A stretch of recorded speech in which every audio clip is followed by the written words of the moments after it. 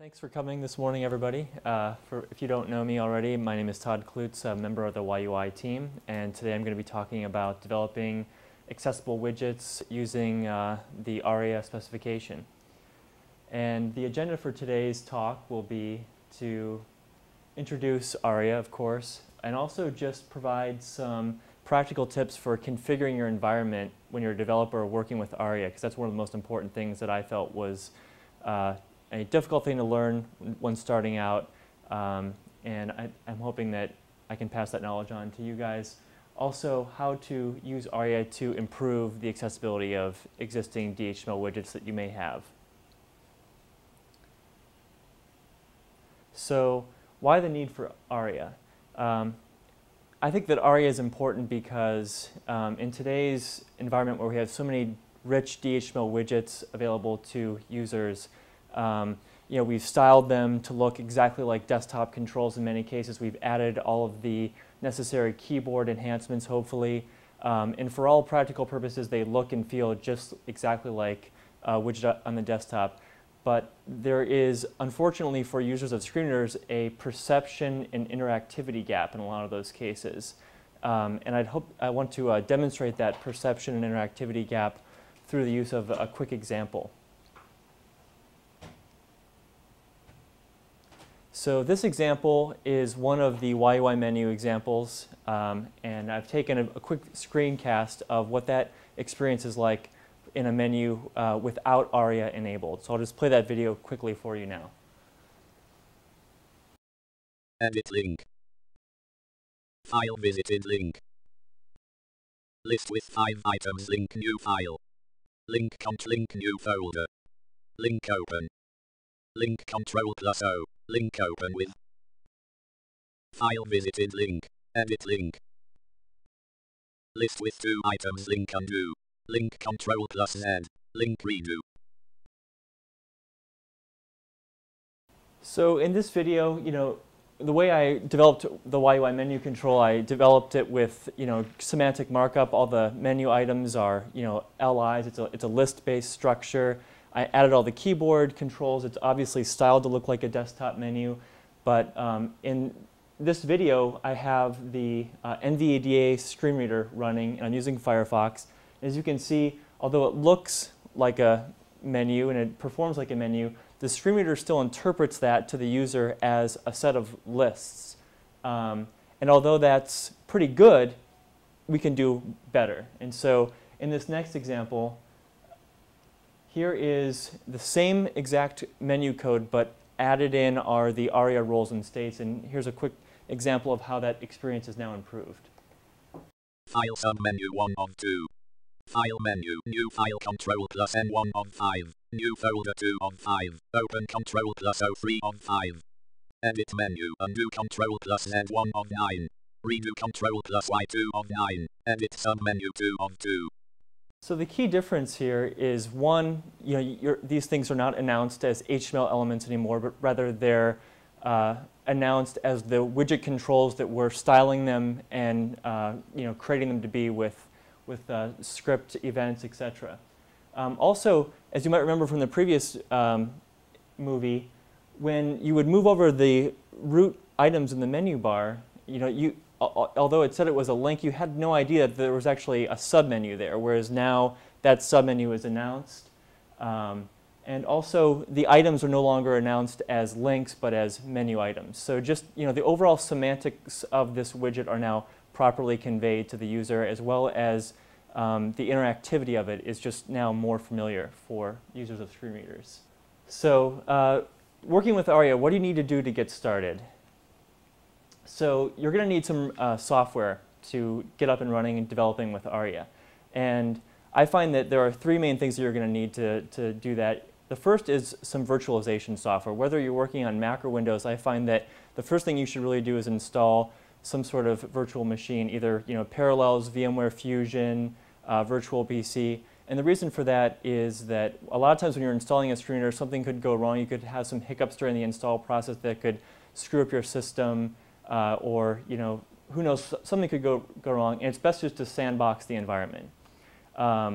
So the next thing you're also going to need is a browser that supports ARIA that is also supported by a screen reader that also supports ARIA. So ARIA really requires a team effort between a browser and a screen reader. Not every screen reader is designed to work with every browser, and not every browser supports ARIA. So you really need something that supports both. And currently, the browsers that support ARIA are IE8 and Firefox 3. Safari 4, which is coming soon, will also provide ARIA support. Opera currently also supports ARIA, but unfortunately, Opera falls into one of those categories of browsers that are not supported by screen readers. So again, the key takeaway here is it's that team effort between the browser and the screen reader. The other thing I wanted to mention is, screen readers are often very expensive pieces of software into the thousands of dollars. And so the good thing about them is the two major screen readers, JAWS and Window Eyes, provide free trial, fully functional versions of the software that you can download from the manufacturer's site. Now, those do come with the catch that these free trials only work for 30 minutes or 40 minutes, and then they require a system restart. So virtualization software can greatly help with that, so you can set up your application environment for testing, take a snapshot of that, and then revert to that snapshot repeatedly for your testing without having to completely restart your system. So it gives you some efficiency on top of the benefit of sandboxing. There are also two free screen readers. There's NVDA, which is available for Windows and currently only works with Firefox. But I find it actually has the best ARIA support, better than JAWS and Window Eyes, and so that's great for developers. And then there was the Orca screen reader for Linux.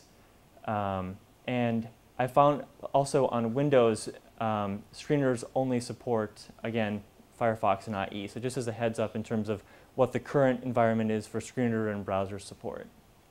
So just a quick checklist again of the required software is you're going to want to get some sort of virtualization software. You're going to want to download all the screen readers that currently support ARIA. And also you're going to want to make sure that the browsers you're working with also are the browser versions that have ARIA support.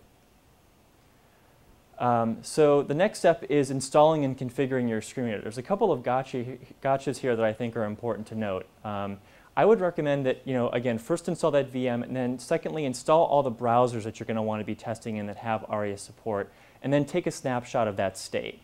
That way, again, if anything goes wrong when you start installing your screen readers, you can always revert back and save yourself a little bit of time. So once you've got that snapshot ready to go, then start installing your screen readers. Now, one thing to keep in mind is, obviously, screen readers are designed for people with visual impairments. So as a sighted user, there's lots of features in screen readers that I find kind of get in my way or are just not helpful to me. And so I would recommend going into a lot of the preferences settings of your screen readers and disabling those things that you find are not helpful to you or cost you productivity time.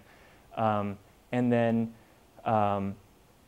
save those preferences, and then restart your virtual machine, and then take another snapshot. And that way, every time you revert to that snapshot, everything is configured exactly as you would like it, and you can be as productive as possible.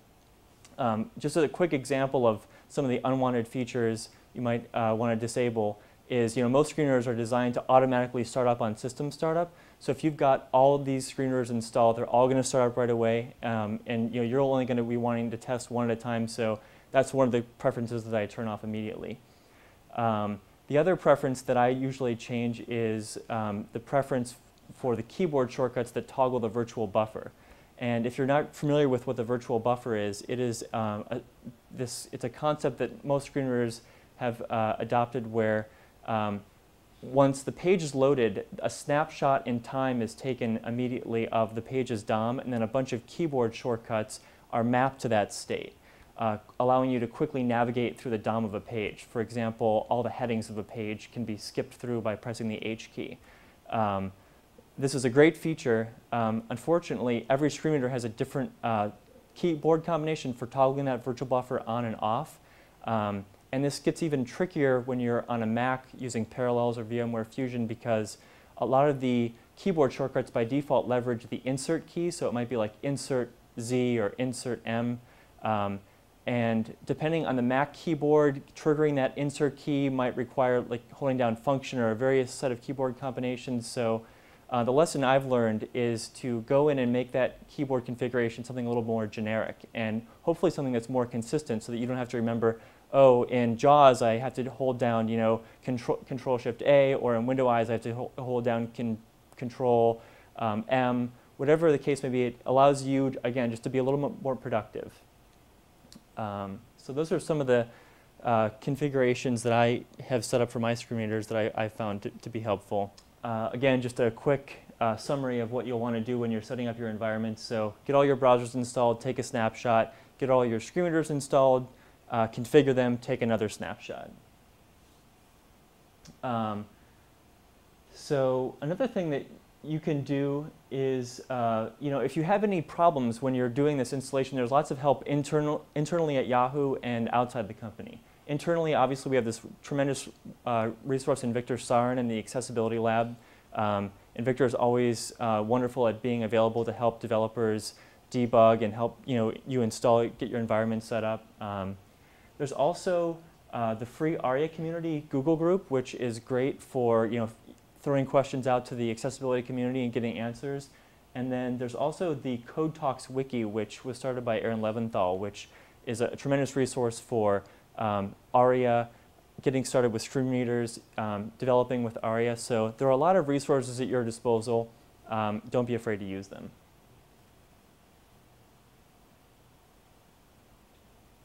So with that, we'll now move into working with the ARIA role states and properties. So the ARIA specification actually outlines 6 different types of roles. The first is taxonomy roles, which I think of as really just generic interfaces such as widget, structure, composite. These things are not concrete implementations, but they're just a way of categorizing other roles and providing the interface for those. Then you have user input controls and user interface elements, and these are actually controls. These are ARIA roles with concrete implementations, such as text boxes, menus, etc. Then you have 2 other types that define structure, landmark roles and document structure roles. Landmark roles are actually, the history of those are, they are from the XHTML spec, and they allow you to specify roles that increase the semantics of sections of a document, so essentially allowing to identify a whole section of a document as navigation, or the main content section, or secondary content sections. And the final type of role are specialized regions, and I actually come to think of these as structure roles, but for applications. So there's a role of application, there's a role of dialogue. These things that are self-contained regions of an application that you can use to let the screen reader know about. So I think really practically these 6 role types break into 2 different categories. Those roles that define structure and those roles that define widgets. Some quick examples of that: if you use the Yahoo homepage, we could use a lot of the landmark roles, for example, to easily improve the semantics of this page.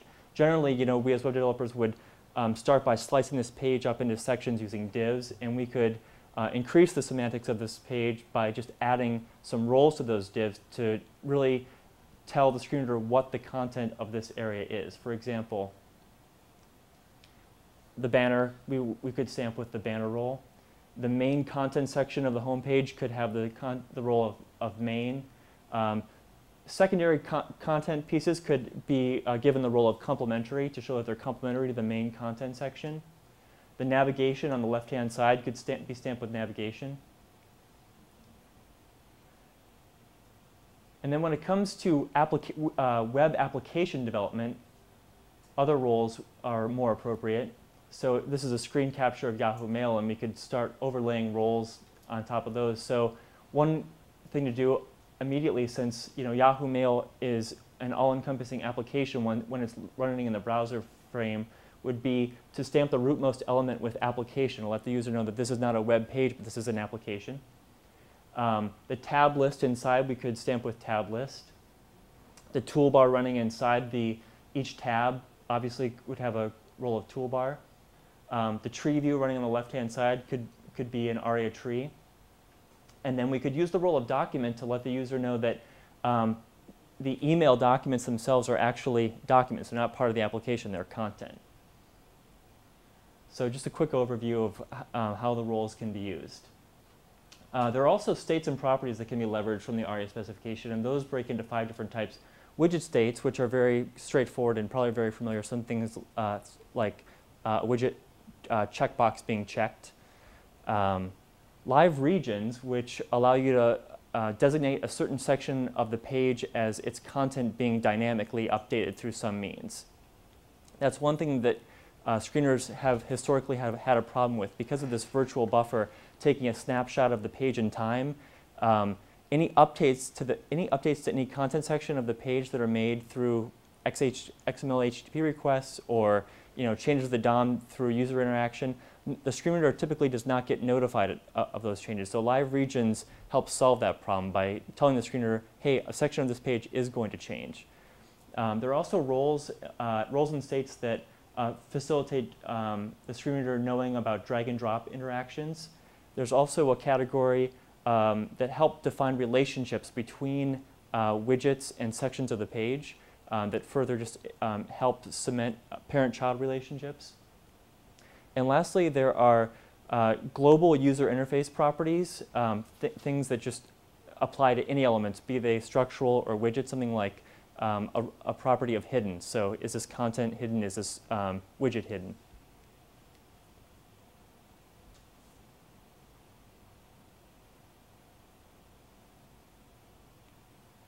And I think that these also can be broken into 3 different categories. There are roles and properties, there are states and properties rather that are directly applicable to that widget, and then there are those that are inherited, and then there are those that are global. And when you look at a specific role designation in the specification, it'll tell you where those different states and properties come from. So it'll tell you which things are inherited into the widget and which things are direct members. It's also important to keep in mind that there are 2 types of states and properties when you're working with them in widget development. There are those that are managed states. So these are states that are managed for you by the browser by default, and these are not new to ARIA. So something like the focus state that you're familiar with on form controls. When you tab into a control, it receives a focus outline. You didn't have to add any additional scripting to make that happen. It's managed for you by the browser, and there are CSS pseudoclasses that map to those states that you can take advantage of. These are not new, but these are things that ARIA works on top of. What is new with ARIA is you have these concepts of new states, such as hidden, where it's actually up to the developer to actually manage the application of that property and the removal of that property. And that needs to be done through script. So that's the designation. That's what's new with ARIA, is that you as a developer are required to manage these states. So how to add these roles and states to elements in HTML? For roles, it's just through the role attribute, and you can add them inline as illustrated above. You can add roles and properties through script through the set attribute method. And all states and properties require the ARIA prefix. So in this case, I'm setting something to hidden, so I say ARIA-hidden, and I pass a value of false. So here are some tips that I found are helpful for working with the role states and properties. The first is I think you should always consider use of ARIA as a progressive enhancement. And the reason I think that that's important is that, especially in widget development where you want to be adding keyboard controls,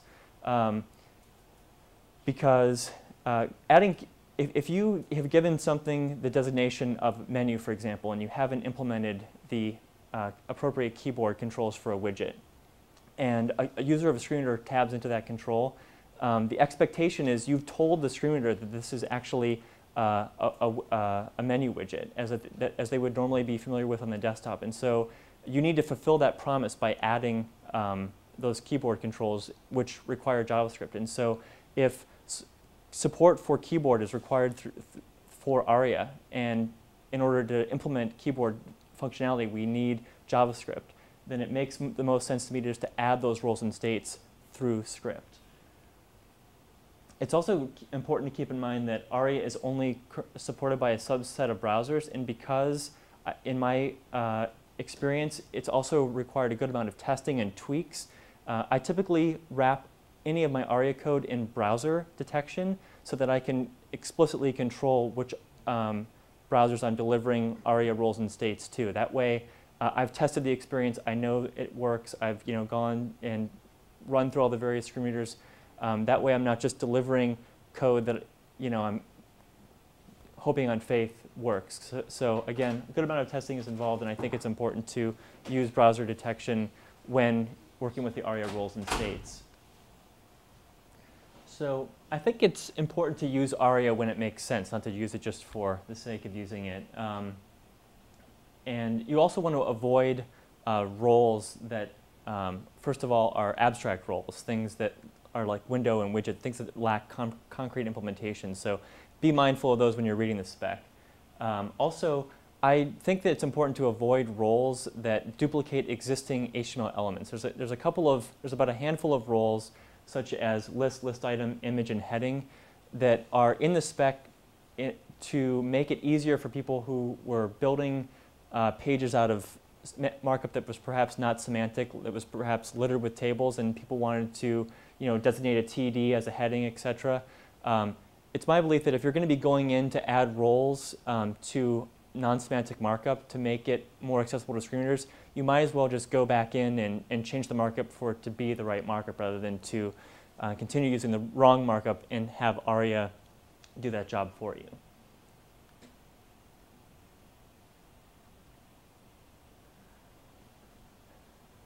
The other thing is, a lot of times support for ARIA roles is just not there. They're in the spec, but they haven't been implemented by screen readers or browser manufacturers. And so in those cases, before you use any role, I always, first of all, reference the ARIA test cases that are available on Code Talks, where they outline all the various roles, show you which browsers and screen readers have implemented those roles. Also, it's important to test for yourself because those test cases might be out of date as new screen readers or browsers become available. And when you find yourself in such situations where you want to use an ARIA role and there is no support for it, I always think it's important, provide feedback to browser manufacturers, screen reader manufacturers, so that people know that the developer community really needs this functionality.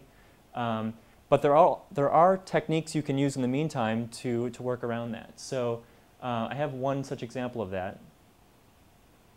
So the dialog role is obviously a very useful role when you're developing DHTML dialogues, and it's currently not well supported by screen readers. I think only NVDA currently supports it. So here's a quick movie of the YUI dialog using the dialog role. Here's what it should sound like in all screen readers. Personal information dialog. First name edit has autocomplete blank. So the dialog becomes visible when the first form field becomes focused.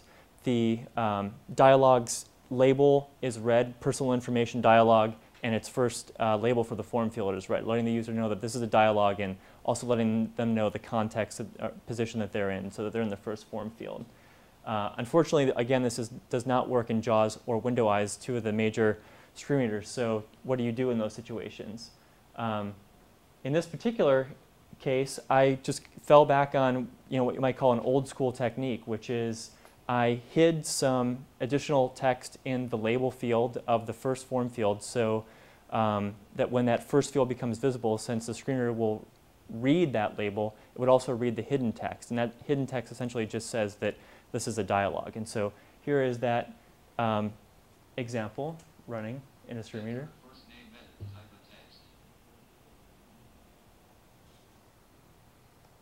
Oh, I'm sorry. This is a video of the problem, rather. This is the dialog role in JAWS not working.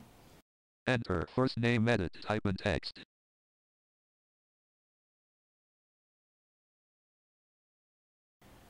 And then finally, here is my workaround running in JAWS. Enter personal information dialog. First name edit. Type in text.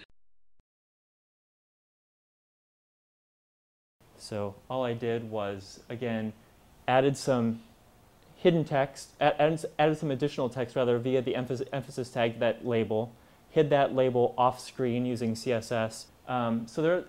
What are some other things that you can do to, what are some other tips rather for working with ARIA? One of the things you can do is you can use these states and properties that are specifically defined for improving the relationship between elements on a page. Two of the most useful are labeled by and described by. And labeled by essentially allows you to provide a simple label for a UI control. And what you do is you set the label by attribute to the ID of the element that's labeling this control. So it works very much like the HTML label attribute, but for all elements. It has a sibling described by, which allows you to provide some additional supplemental description for the widget. There's also owns and controls, which are really great but are not implemented currently. Owns essentially allows you to establish a parent-child relationship for elements that the parent and child relationship are actually not communicated through the DOM hierarchy. And I'll talk a little bit about that more in a second. And controls allows you to say that this UI control controls another UI control. Again, it'd be wonderful if it worked, but it's not there yet. The other useful role I found for working with defining relationships between elements is the use of the role of presentation. I find that in cases where I want to use owns and it doesn't work, I can use the role of presentation to actually collapse elements that are between a parent and child so that the parent-child relationship is restored, and I'll have a little demo of that in a quick second. It also is useful for removing default roles that are associated with certain elements. For example, if I'm transforming a list into something else, a lot of times screen readers have a default role applied to list items, and if I want to null that out, I can apply the role of presentation to that. So that also comes in handy. So a quick demo of this relationship building would be the ARIA tab view example. So in this example, following the YUI tab view markup, I placed the role of tab list on the UL that defines the set of tabs, and I defined the role of tab on each anchor element inside the LI. Unfortunately, for all the screen readers, that caused a problem. What should happen rather, when you focus into the first tab, it should tell you which tab you focused on and how many tabs there are total. Browser news, press the spacebar or enter key to load the content of each tab. Tab control, Opera tab selected 1 of 1. When you tab into the control, it tells you, you're in tab 1 of 4, and that's what should happen. Unfortunately, again, because of the role of that is by default applied to list items, you don't get that context. And so the solution I found is to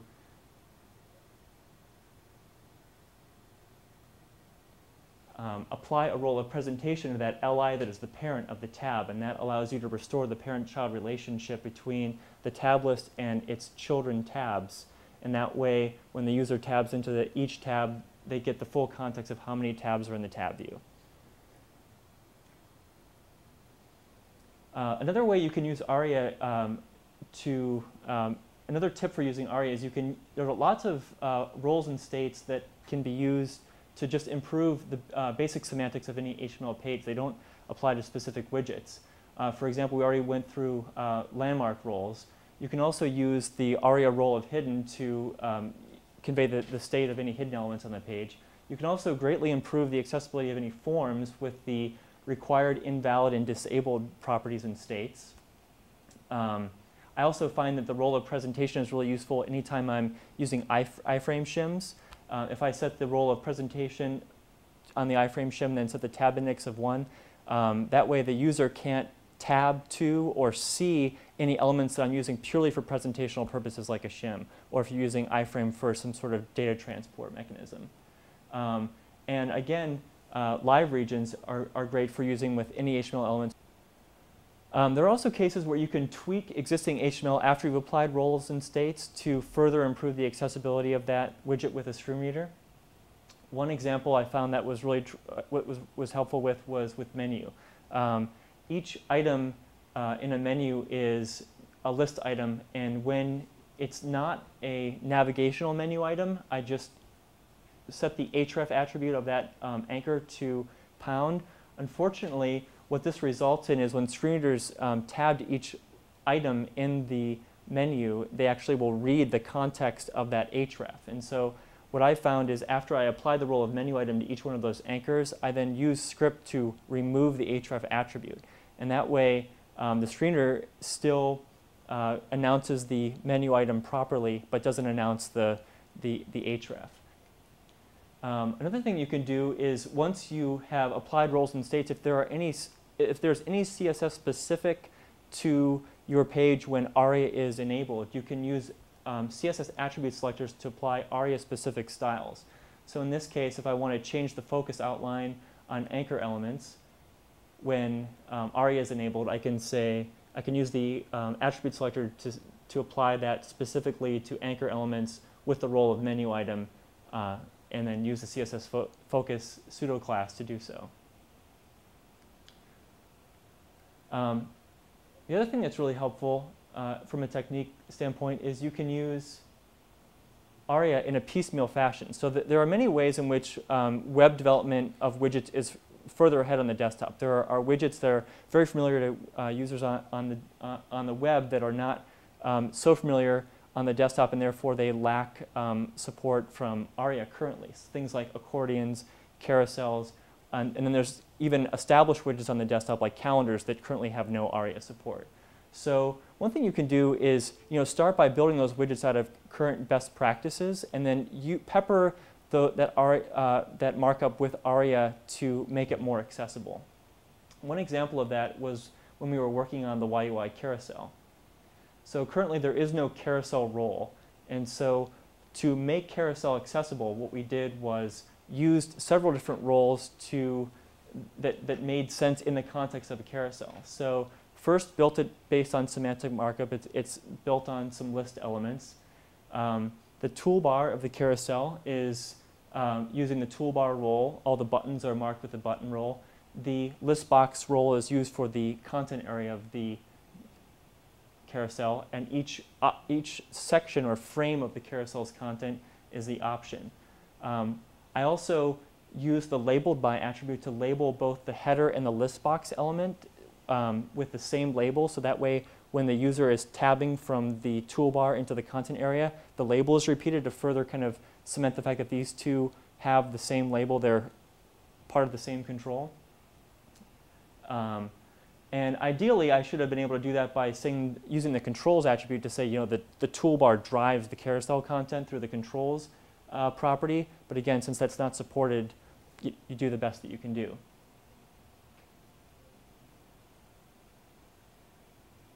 So here's a quick demo of what the carousel sounds like in a screen reader with ARIA enabled. Toolbar expert health advice. Go to page 1, current page button. Go to page 2 button. Go to page 3 button. Go to page 4 button. Next page button. List expert health advice. Christine McKinney. M.S. R.D.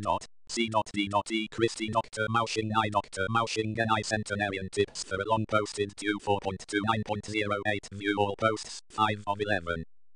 So the key takeaway here is, just because there isn't explicit ARIA support for your widget, there are things you can do. You can be inventive and come up with other solutions. The last tip I would have is test like crazy. Test using each of the browsers that you support. Test using all the various screen readers. Test with your eyes closed. And also leverage people who have disabilities, since they are going to be using the software much more than you. They are more familiar with it. They have a tremendous amount of insight to offer. I am constantly leveraging Victor Saran. We have him as this wonderful resource. He has insights into the usability of widgets used in the context of screen readers that I could never even think of. So, leverage your resources.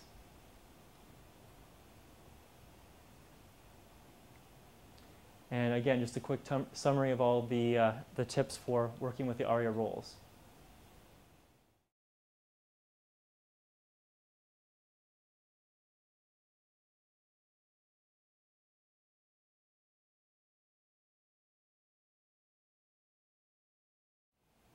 as I said earlier, one of the things about ARIA is it requires that you implement the correct behaviors for keyboard accessibility, because you've said that this thing is a widget on the desktop, and now you need to fulfill that promise by adding the keyboard support. Otherwise, the user of a screen reader who is completely dependent upon keyboard is going to tab into that control, expect to use the arrow keys or escape, etc., and none of that's there. And so although it's saying it's this kind of a widget, it's not behaving like it's the widget that you told the screen reader that it is. So keyboard access is absolutely essential.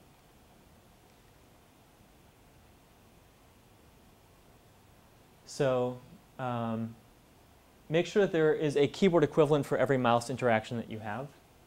And again, make sure that you fulfill that expectation as completely as you can. So to do so, there are tons of guidance from an implementation standpoint.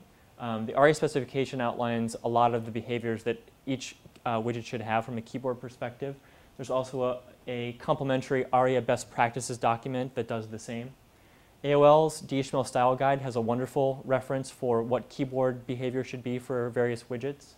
I also find myself just studying the desktop. You know, start up Windows, start up macOS, play with the desktop equivalent of the widget you're doing, because a lot of times what's best for one OS is not implemented 100% in the same OS, or is implemented differently. So I find that I take a little bit from both. Whatever works best for the implementation. Also, ask for help from the developer community.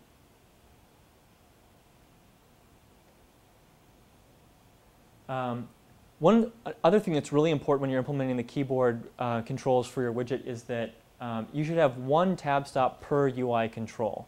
So if you have a menu, not every single menu item should be in the tab index by default. And this is important for users of screen readers, because if you're using the tab key to navigate between major sections of the page or major widgets in an application, you want to be able to do that quickly. And so I should be able to easily tab from for example, tab view control to a menu to a tree view.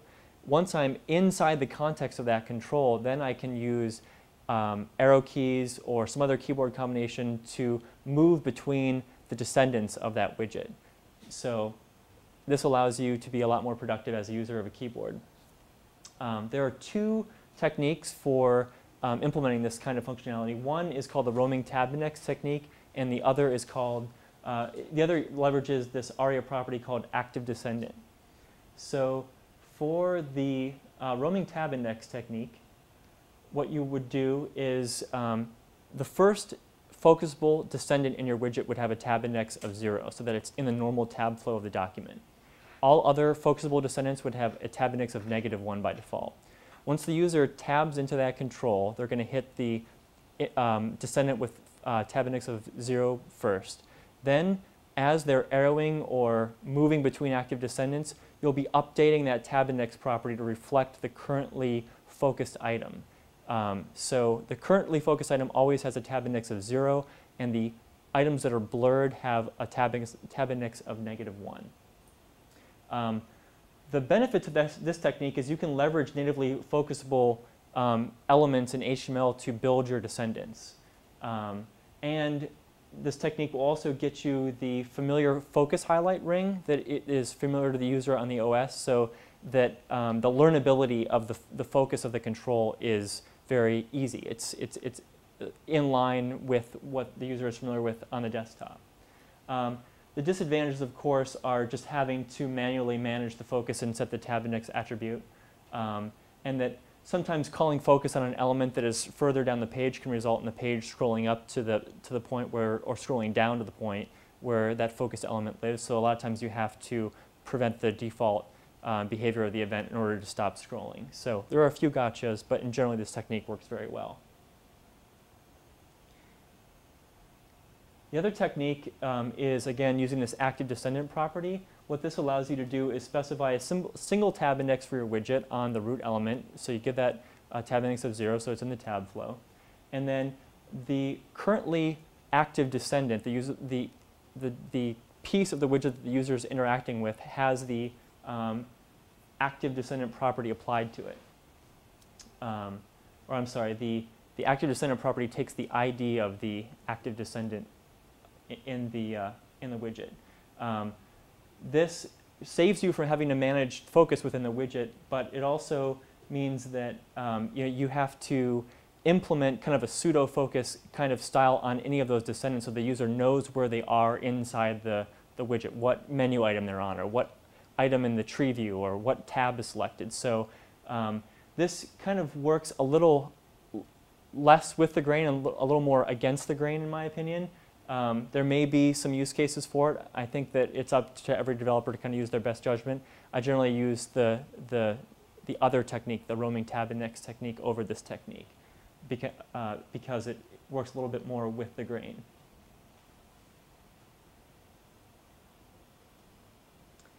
Some quick keyboard access tips. Again, I think that it makes sense to deviate from the desktop when it makes sense to do so. So obviously desktop tab view behavior, for example, focusing a tab automatically loads the content of that tab and displays it. When it came to time for developing the ARIA implementation of the YUI tab view, that model didn't make a lot of sense, especially since the content of any tab can be loaded asynchronously. And if you're quickly tabbing between tabs, I didn't want to fire off a bunch of XHTML HTTP requests. And so I went with the model for the Mac, which is when VoiceOver is enabled on the Mac, you can select a tab without the tab content loading. It's a click that is actually the specific interaction that loads the tab. And so again, deviate from desktop patterns when it makes sense to do so. So it's important to provide a consistent and reliable rendering of focus. Either match the rendering of focus as provided by the host operating system for the browser so it's familiar to the user, or provide something that is completely consistent within your application so that the user only has to learn the focus model once. And when it comes to implementing focus, you can leverage the YUI event utilities on focus and on blur methods, which allow you to listen for focus and blur on a widget at a high level, such as a container. So similar to event delegation, but it uses capture mode since the focus and blur events don't bubble currently in all of the A-grade browsers. So quick tip for allowing you to implement focus.